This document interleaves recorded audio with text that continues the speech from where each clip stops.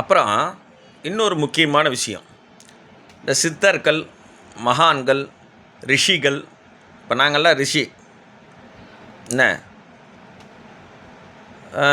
குருமார்கள், அதுவும் நாங்கள் தான் என்ன.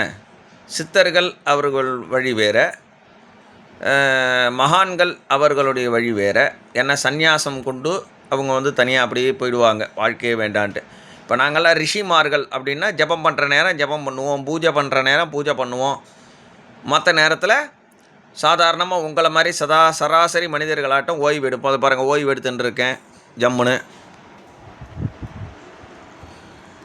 பார்த்தீங்களா, என் செல்ல பிள்ளை வேறு பக்கத்துலேயே இருக்கான்,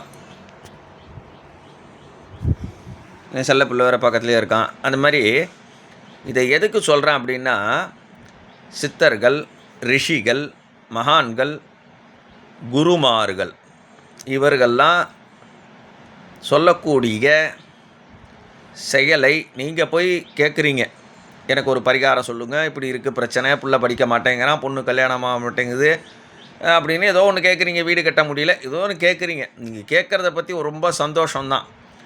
ஆனால் கேட்டுட்டு அதை நீங்கள் ஃபாலோ பண்ணால் மட்டும்தான் ஒழுங்காக அது நடக்கும். என்ன, எப்போவுமே குரு மூலம், ரிஷி மூலம், நதி மூலம் பார்க்கக்கூடாதுன்னு சொல்லுவாள்.